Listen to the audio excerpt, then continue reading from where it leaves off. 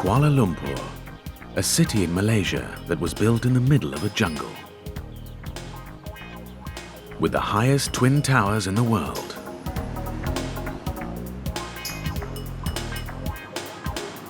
The multiculturalism is a part of everyday life here. The average age of inhabitants is 27.4.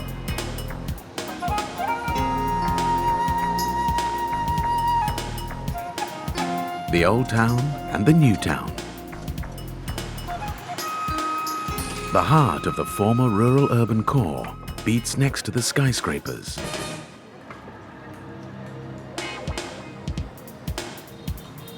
Kuala Lumpur, a city that never sleeps. Fresh, pulsating life, 24 hours a day.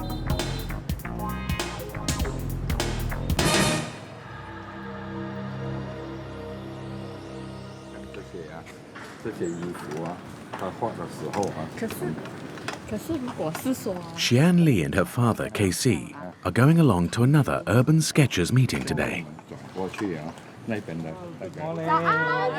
They meet in the old part of Kuala Lumpur, Kampung Baru. Around a dozen very different city residents have come to sketch, or in other words, put the city on paper.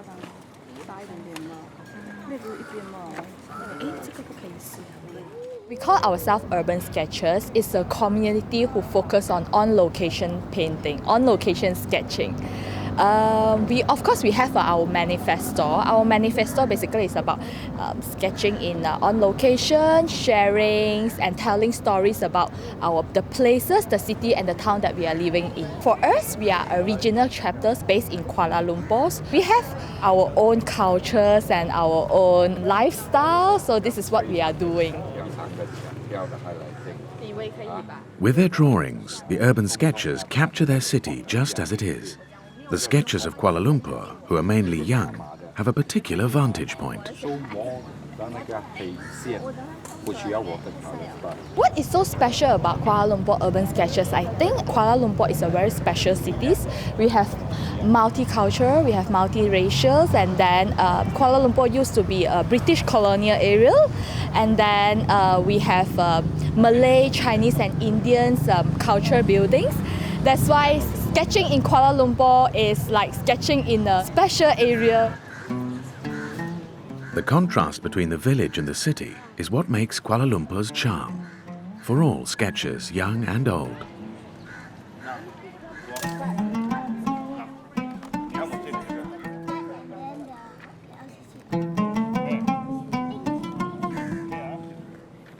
Today we come to Kampung Baru. We want to draw the old Malay tradition village. I choose this angle because it portrays the angle of the building itself. But at the same time, there is KL Tower behind, and then there is different diversity you can see from the urban city and the urban village.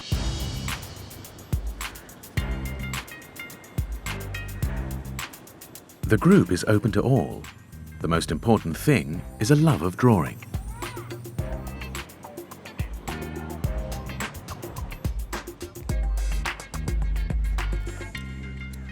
It is the starting point for people both new to the city and those who always lived there. Malays, Chinese, Indians, they are all at home in Kuala Lumpur.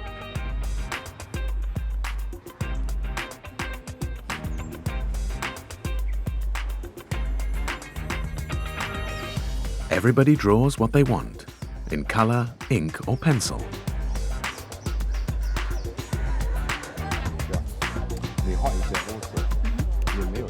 Casey Lee gladly gives advice. He is the founder of the group. When he went into retirement 3 years ago, he searched for a hobby. He eventually founded the Urban Sketchers in Kuala Lumpur. Me and my wife staying at home for nothing to do. I rather come out and do some things with the community. And the other point is, I look at the children and the youngsters.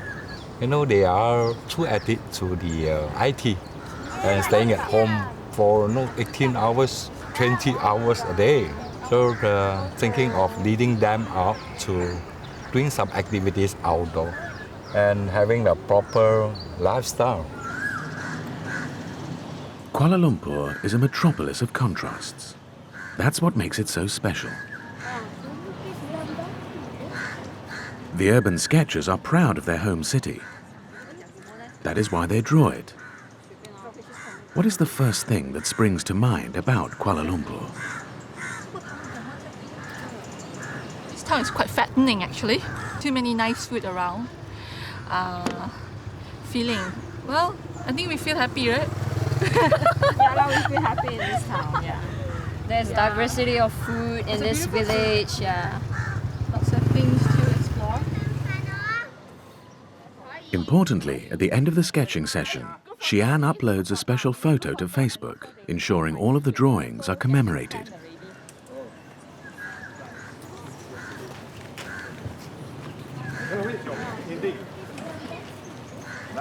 Everybody sees different things in the city. The drawings therefore showcase completely different perspectives.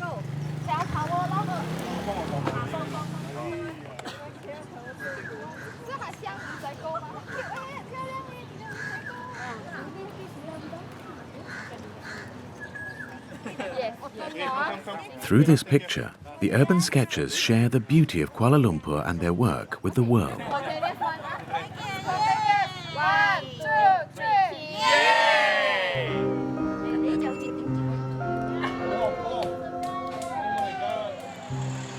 Kuala Lumpur in Malay means muddy river mouth. What a name for a capital city. The river can no longer be seen today.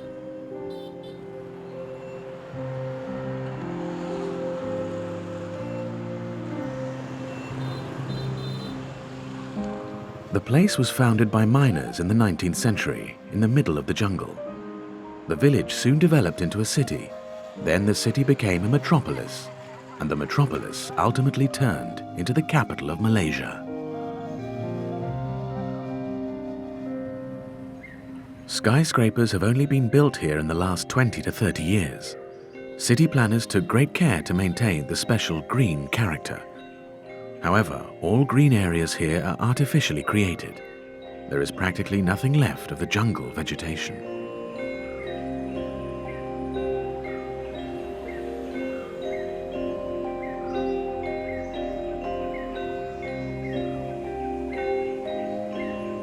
Kuala Lumpur is a modern megacity today, with the highest skyscrapers in the world and green oases in the middle of the business quarter.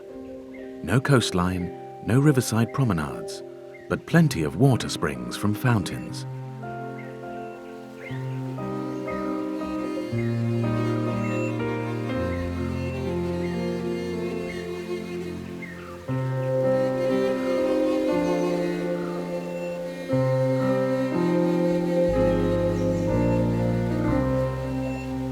Eight million inhabitants live in the metropolitan region, with 1.6 million in the immediate centre. Kuala Lumpur stands for business and leisure, steel, glass, concrete, but also the green urban jungle.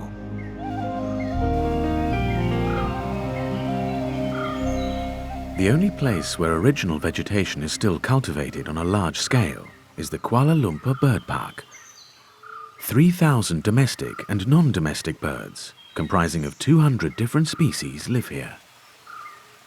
It lies in the city centre, covering a space of 8 hectares. The park has the world's largest free-fly zone for birds.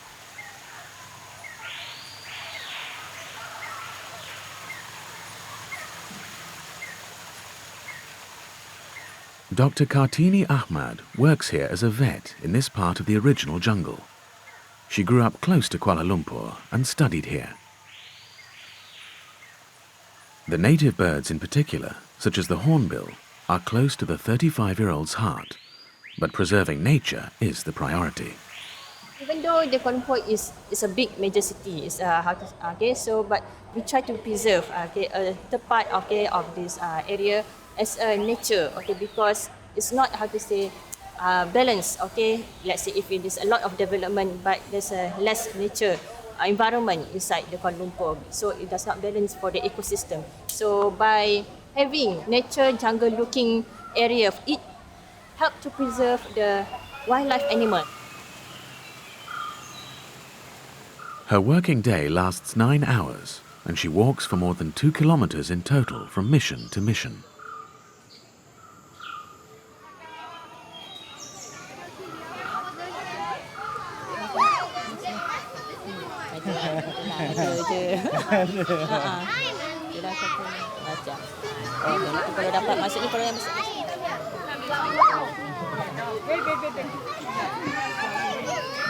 My job is to treat the bird and then to look out for the health of the birds, okay, whether they are in a good condition, okay, and then I have to make sure that they have a proper feed that been given to the birds, and then if there is any birds that are sick or injured, okay, inside the park, whether it's in the free flight area or inside the cage, so I will take it the bird and then to treat it immediately.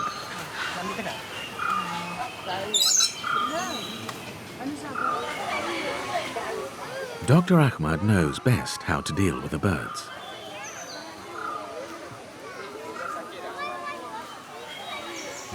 This bird is the only male of its species in the park. He must be particularly well maintained.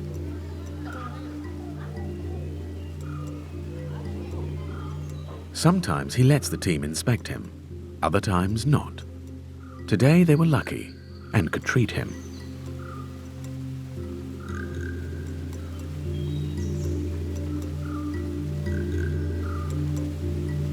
This is a water bird, so I must make sure that the mouth part area, must be in the perfect condition so that it's easy for the birds to eat the fish. In Kuala Lumpur, the temperature is usually around 35 degrees throughout the year, with a tropical humidity of 70 to 80%. In the bird park, it is even more extreme.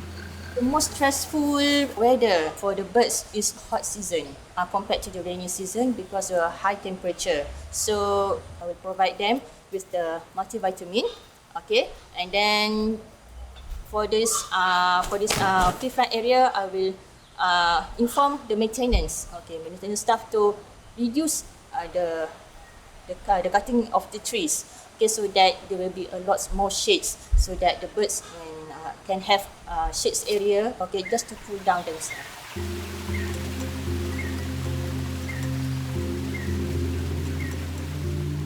Dr. Ahmad sees many birds sporadically every day, and she gives names to some of them. The nightly active owls are collected for her during their daily sleep, because she also has to treat them.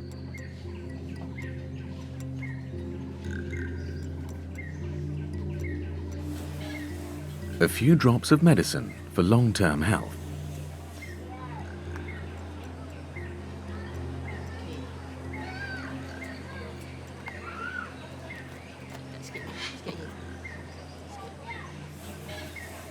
To be a vet here is a dream job for Dr. Ahmad. Saya berasa gembira dan teruja bekerja sebagai profesion veterina di Kuala Lumpur Bird Park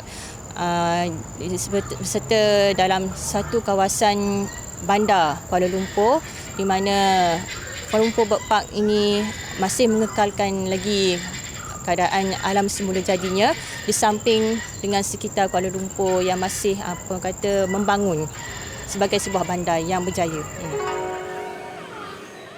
KL, as Kuala Lumpur is known by its inhabitants, was under British rule until the end of the 19th century.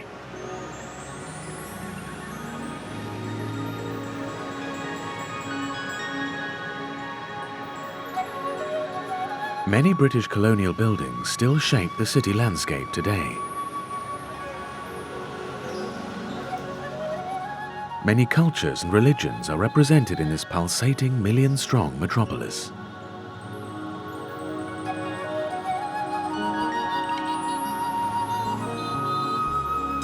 Arabic living is barely recognizable from the architecture at first sight, even though the state religion is Islam.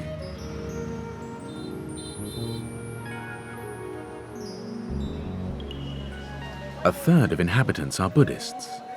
Not only do they live in the Chinese Quarter, but they are spread throughout the entire city in all social classes.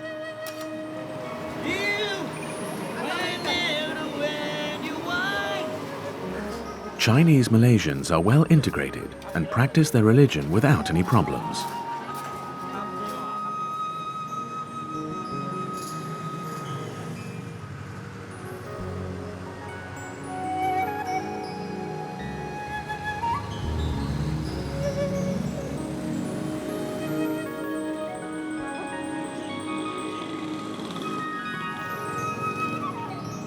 The Indian quarter is similarly assimilated.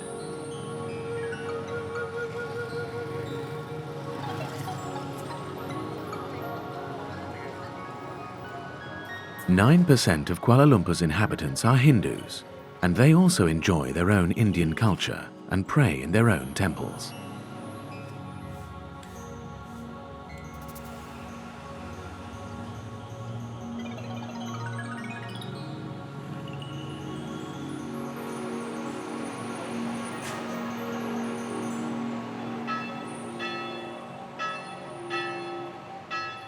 Even a handful of Christians have their own churches and pray without disturbance, whilst the muezzin calls nearby.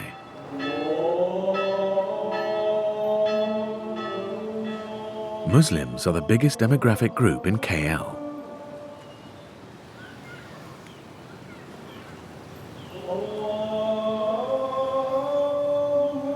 Almost half of Kuala Lumpur's inhabitants are Muslim. Most of them practice a moderate form of Islam.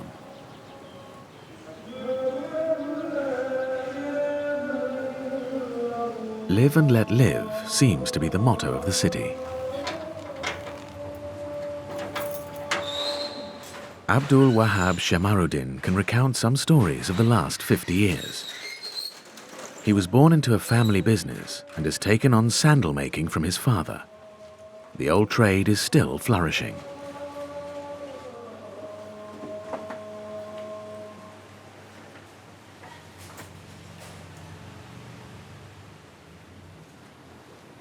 Keistimewaan dia capal ni sebenarnya bukan apa. Ini tradisional Melayu, orang Malaysia punya. Yang kita buat material ni pasal ni kita daripada kulit. Yang ni kita buat kulit-kulit. Lepas tu yang selesa benda ni adalah dia punya tali muka. Ni sebut tali muka ya. Tali muka ni ini membuat selesa capal. Jadi bila orang memberikan capal, dia tahu ini dia mesti selesa pakai. Assalamualaikum. Salam. Private customers come to his shop now and then, but his main trade is producing large quantities for bulk purchases. Dia macam-macam. Ada warna ni pun ada. Tak apalah, jangan. His sandals are worn especially by men to go with their traditional garments, but they also go quite nicely with jeans. Okey, boleh. Okey, saya jual Okey, terima kasih. Okey, Assalamualaikum. Salam. Okay, bye.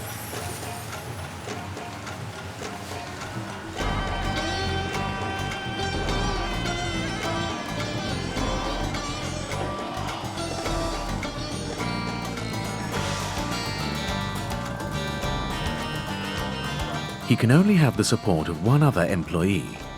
Every single sandal is handmade from start to finish. Jadi ini apa dia punya bena ni apa ni? Ini adalah tradisional. Ini sebenarnya daripada arwah orang tua saya. Dia membuat benda ni daripada tahun 1974. Okey. Daripada tahun 74 dia membuat benda ni. Inilah membesarkan kita orang anak beranak daripada ini. Daripada capal ni.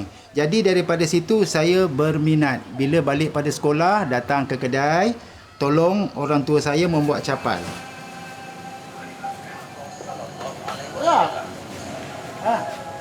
Siapa orang? Ni filem nak jual ni.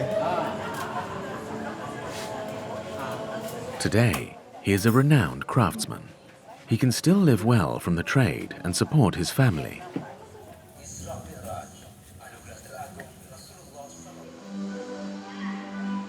In Kuala Lumpur, small retailers have been able to survive to some extent despite the immense technical and industrial developments of the city.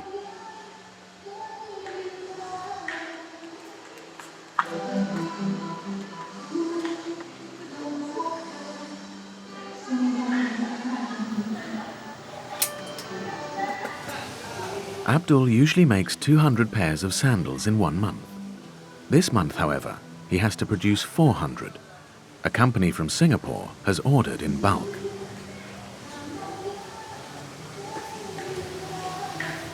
Kita tak ada masalah pun dalam pasaran atau di Malaysia ni, dalam pasaran tak jadi masalah.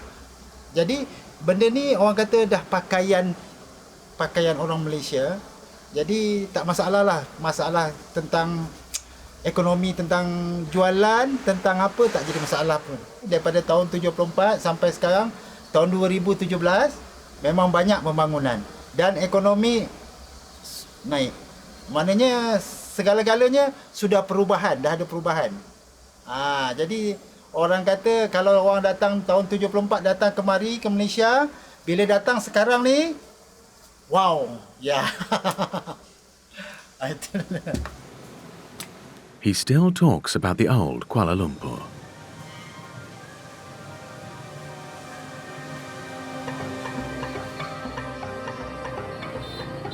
New buildings are constantly being erected here today.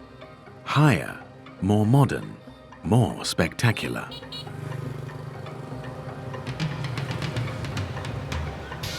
The old and new city, Kampung Baru village, and the impressive skyline of the business quarter behind it.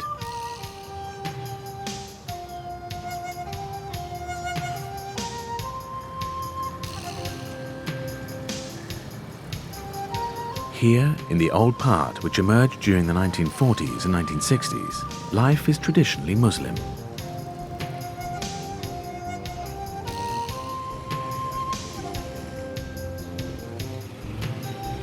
The urban village has been spared from the developments of industrialization. Kampung Baru has made a name for itself as the foodie village.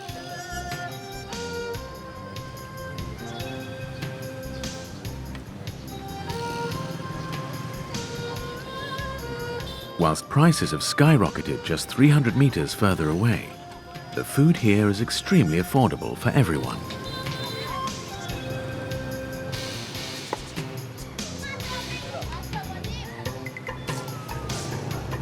Everyone is looking for small niches in what is perhaps the westernmost city in Asia.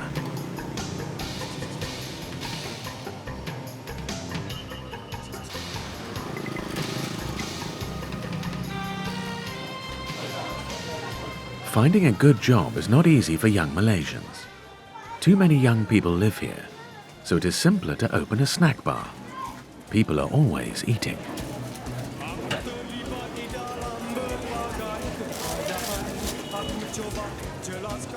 Barely any city residents cook regularly at home. Here in Kampung Baru, a lavish lunch costs between $1 and $2.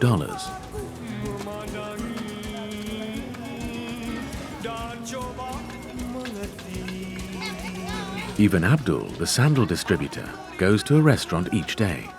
Eating is traditionally done with one's hands.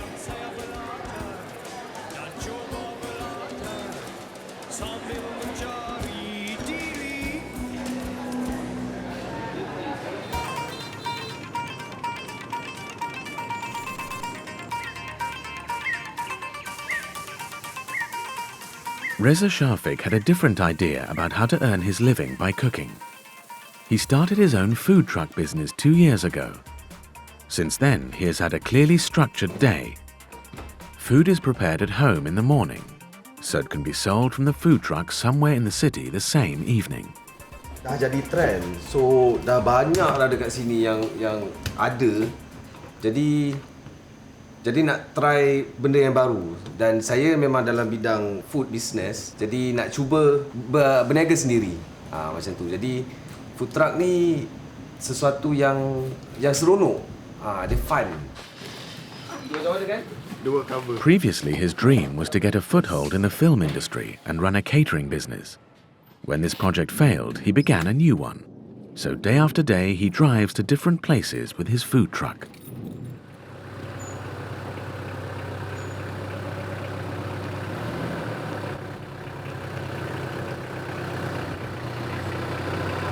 Truck ni, dia sesuatu yang tak perlukan tempat untuk berniaga, dia tak statik. Jadi kita orang boleh bergerak pusing-pusing, cari tempat lain.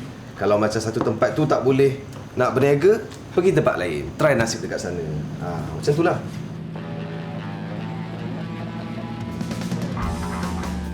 Today, he has a long journey ahead. He wants to go to the other side of town. Therefore, he has to go through the business quarter, Kuala Lumpur City Centre, KLCC.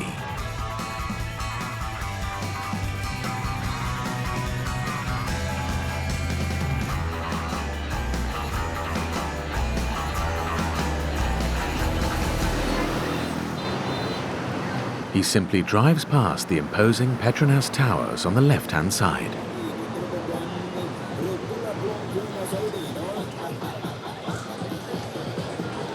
In the evening, the city comes alive again in many areas.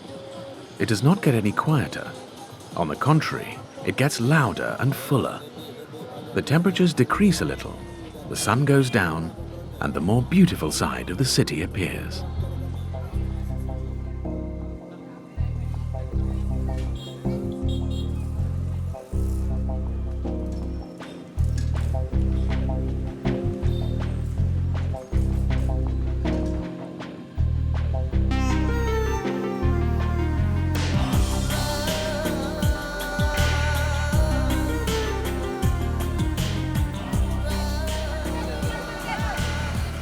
At this time, Reza is already at the night market in order to buy the latest provisions. In the meantime, his staff prepares the food truck.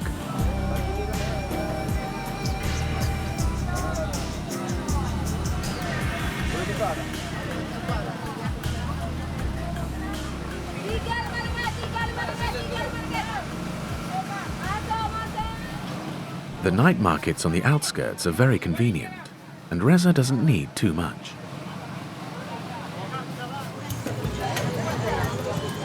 Every day he goes shopping for fresh ingredients, even if he doesn't really cook lavish food in his food truck.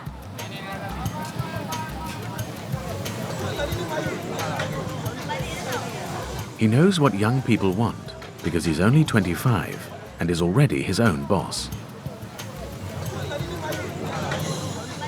Untuk orang-orang muda, diorang suka benda yang cepat, yang laju, yang senang untuk digigit. Untuk makan macam tu je, dan diorang tak perlukan meja atau sudu garpu untuk makan. Jadi dia memerlukan, contoh kalau macam kebab, so dia terus bite, terus makan, terus gigit. Sambil berjalan pun tak apa. Macam tu. Benda yang simple.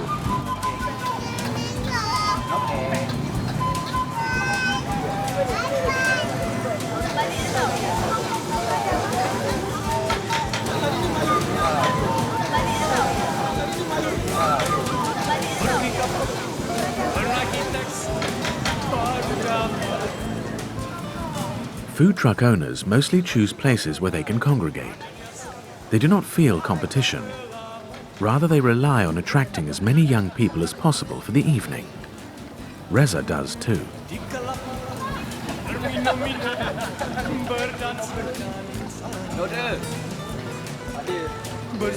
Now the exciting part of his night shift is beginning.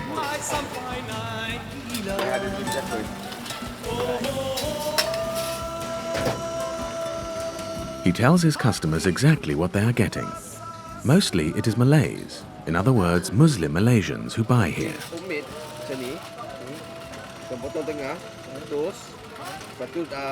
The food is halal. It is without pork, and everything is made in accordance with Muslim law.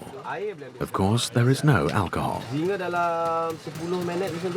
Dekat Malaysia, orang Islam ni, dorang chill ni, lepak, dorang hang out dengan kawan-kawan, borak, catch up dengan kawan-kawan, sembang, macam itulah. Makan sekali, minum sekali.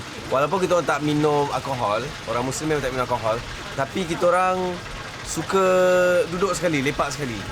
Macam tu.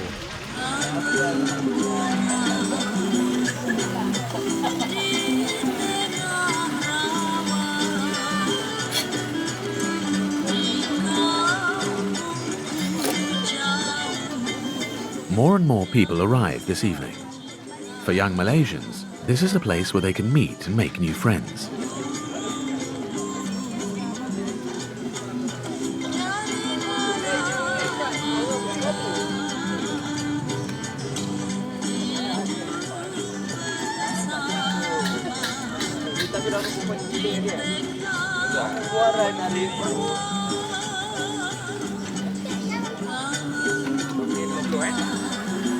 There is a great variety of food.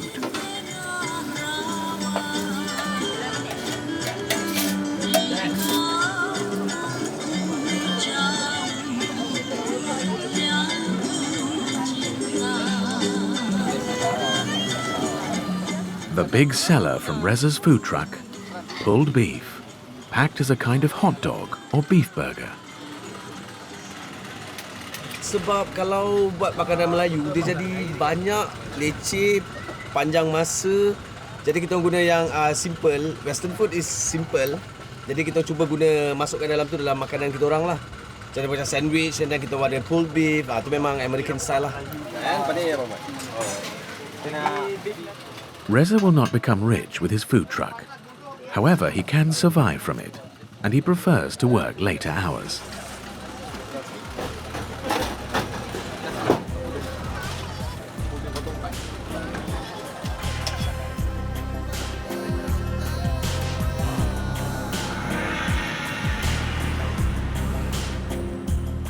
Kuala Lumpur has its own special charm at night.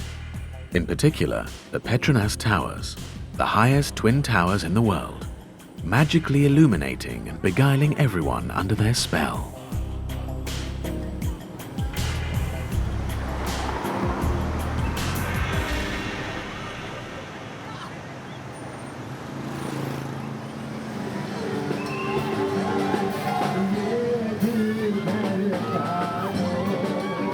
In another place in the city, the Bukit Bintang district, the atmosphere is in full swing.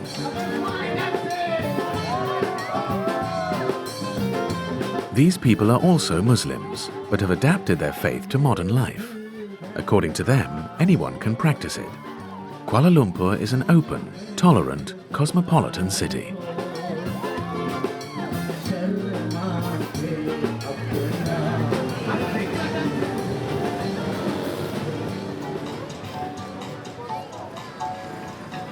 It is full of people and vehicles.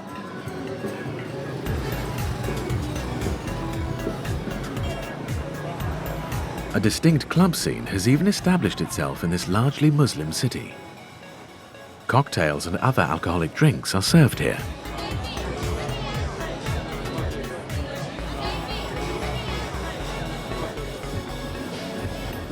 Partying, drinking and dancing all take place here.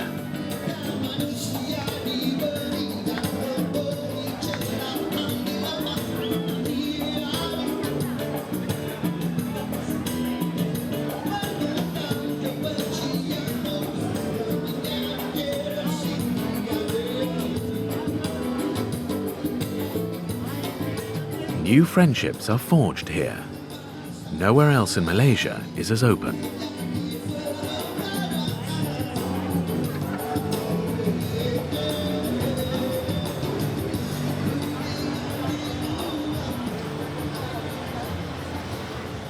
In the morning, this jungle metropolis goes about its business again as normal.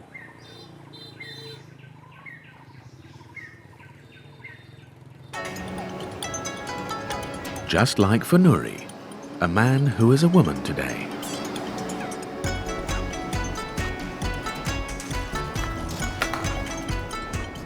Nuri was born a boy after 5 brothers.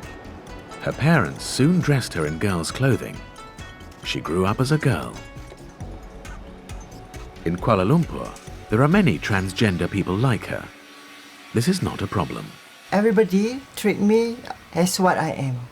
And I feel when I am now, so I just do what I like to do, and I'm proud to be myself, because I have work and I have family who love me, and that's it.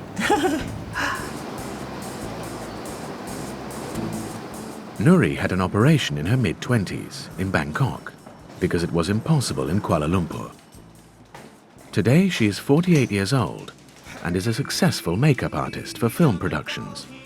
She's on the way to her next job.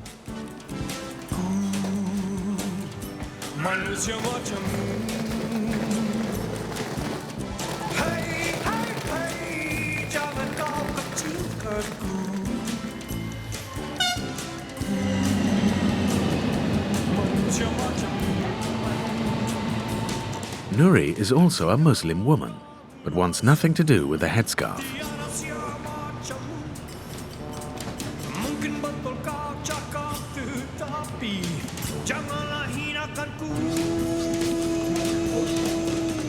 Hey! Oh, I stay in Kuala Lumpur. I lahir di Kuala Lumpur and I work also in Kuala Lumpur. So I suka dengan kerja I. And manusia dalam di Kuala Lumpur ni terima saya seadanya.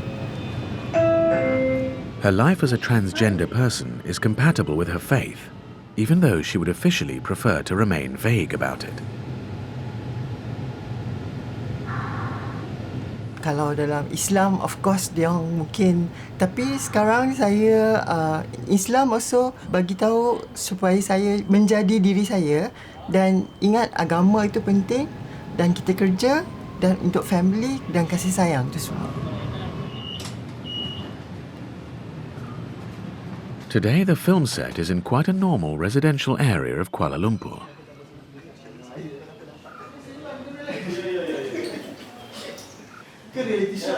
A Malaysian docu-soap is being filmed here. With her colleague, who is also transgender, she takes care of styling for the actors.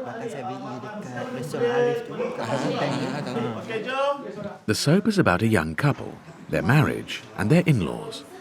The actors enjoy a large degree of fame in Malaysia. Kita nak suruh orang berbaik dengan Mami. Berbaik-baik tu, dialog dia tadi. Tengok Mami. Kawan aku sekarang. Sabar aku bagi energi bang. Kau masuk. Leha. Kamu Leha. Lepas tu kau masuk. Bang. Aku kat sini ke?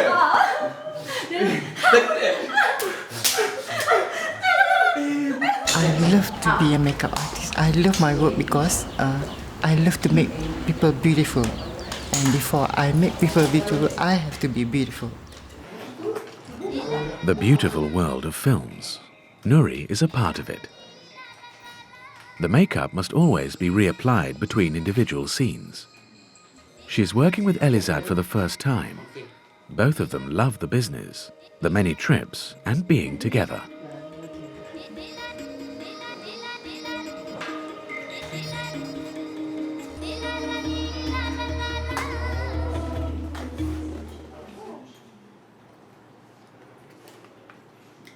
We shoot everywhere in Malaysia, not only Kuala Lumpur, everywhere. So, untuk cari makan dalam industri Malaysia, bagi saya ya, of course, sebab Malaysia sangat Malaysia hidup dalam keadaan yang harmoni dan bermacam-macam pekerjaan. Jadi untuk bekerja seperti dia yang sangat dekat dengan kita orang, of course kita orang rasa macam appreciate dia. Yeah. Tengah ni nak Time for action. From now on, Nuri always remains there, behind the camera.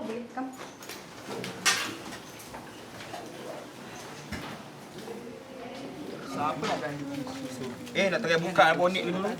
The director's last instructions. Sini berbual macam biasa, habis kasi. Action! Bibi tak payah lagi. Tunggu Mami sejuk. Dia ingat mati, dia baik, bertaubat. Saya balik. Kau balik. Aduh. Okey. Ya, aku ada masalah dengan blok. Only a few young Malaysians make it in the film business. Film business in Kuala Lumpur is quite tough, to be honest. Maybe because of the competitors, because of the market, because of the economy as well.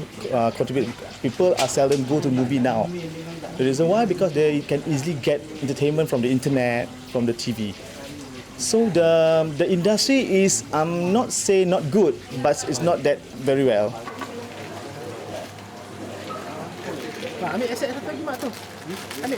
For Nuri, the year is cut and dried.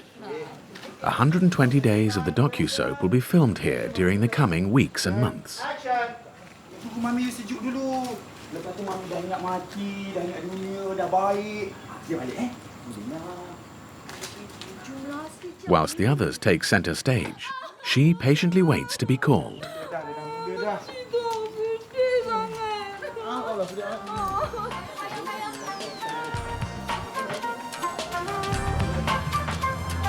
Kuala Lumpur became the capital of Malaysia in 1957.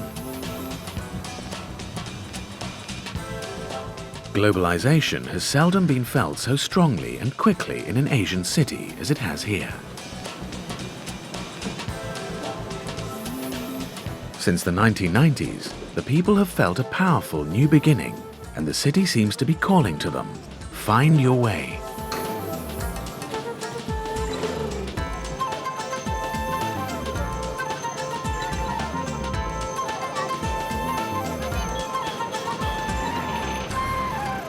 Whether traditional or modern, everything is possible in Kuala Lumpur.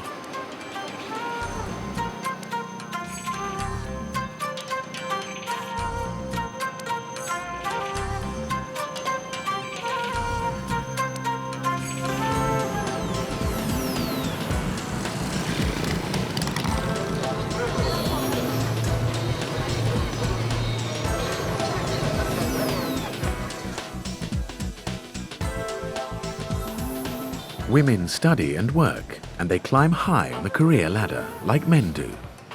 In addition to this, they all practice their faith.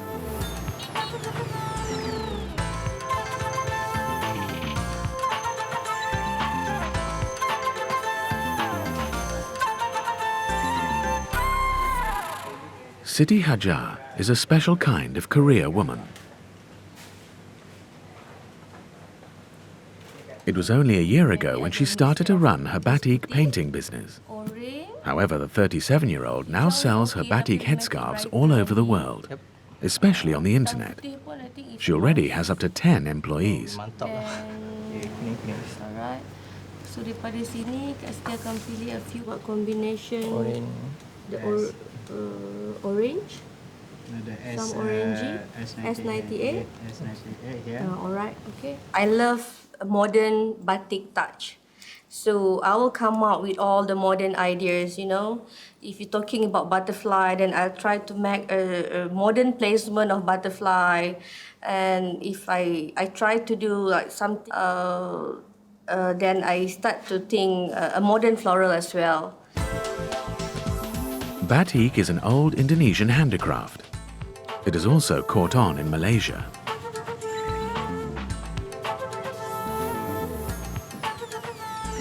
The Quran says animals must not appear on batik handicraft.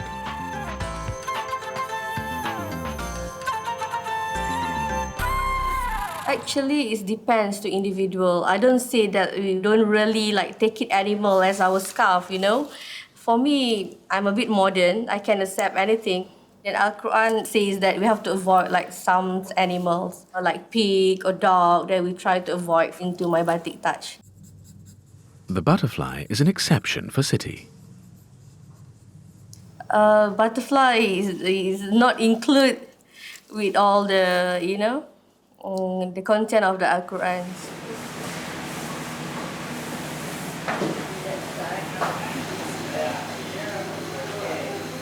Siti has only been wearing the headscarf strictly for 2 years since her children have gotten older to set a good example.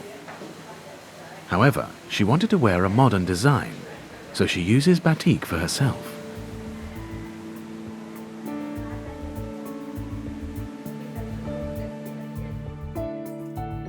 Wax is applied to the silk, and afterwards the motifs are painted.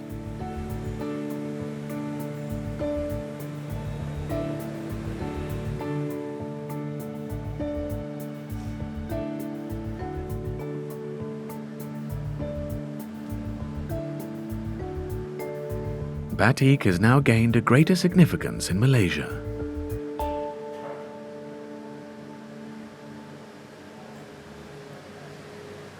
Batik is one of the heritage of Malaysia, you know. So like our government emphasize most of the bodies, especially government bodies, to wear batik every Thursday. So it's just like to appreciate the Malaysian heritage. Usually men's wearing a normal clothes with some batik touch, and for the ladies they are wearing the whole baju kurung, we call it, and somehow now it's quite modern touch. They can like wearing a baju kurung with the batik hijab as well, the scarf. A scarf costs the equivalent of between 25 and 100 euros. Boleh custom tak? Contoh kalau nabung dia tak cukup besar, dan kita buat lagi besar. Kalau nak lagi kecil pun lagi kecil. Siti selalu guna magnet ni. Alright, kita guna magnet juga. Matching. Matching.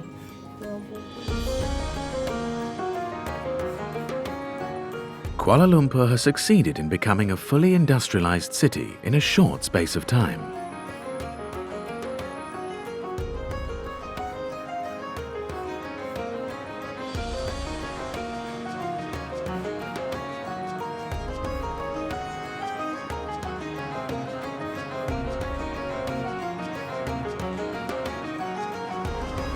Istana Budaya.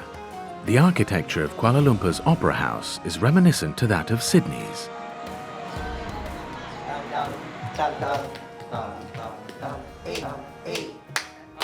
However, its dance company is completely Malaysian. Rehearsal for an evening performance.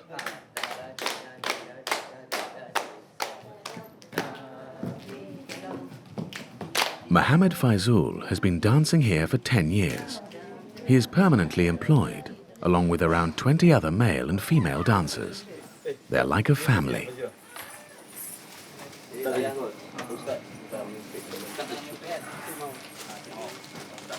Tonight it is just the standard routine, but as always, they will give it their best.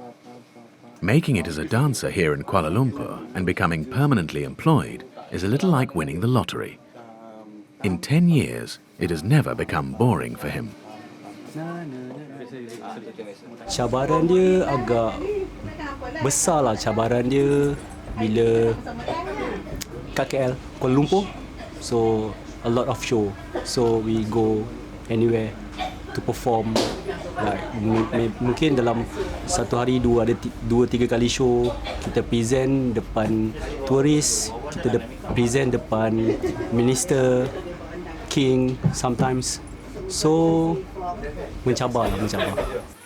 Preparation for the performance lasts 2 hours alone, with costumes and masks. This is the Malaysian tradition.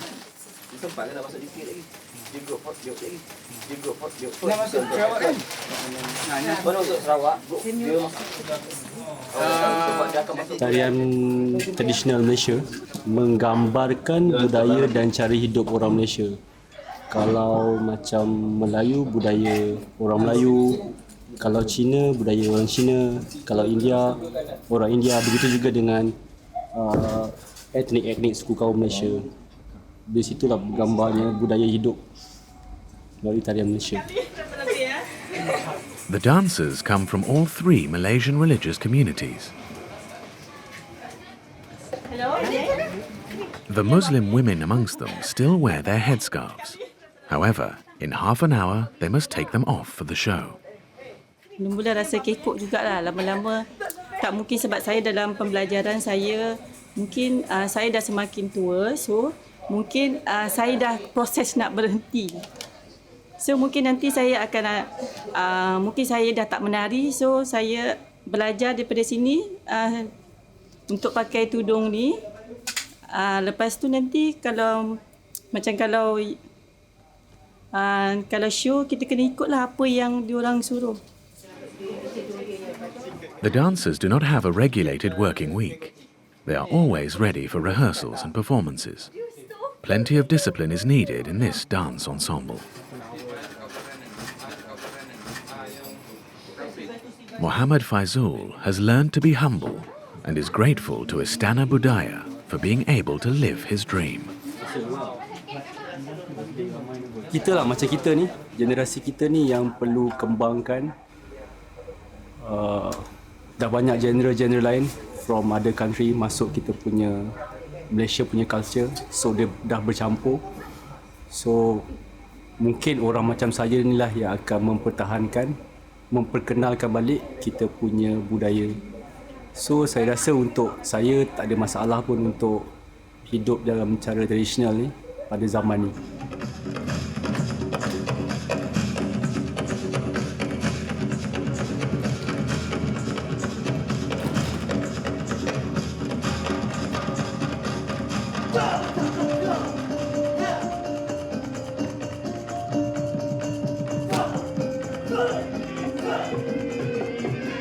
Kuala Lumpur is perhaps one of the few cities in which cultures do not collide but merge into one another.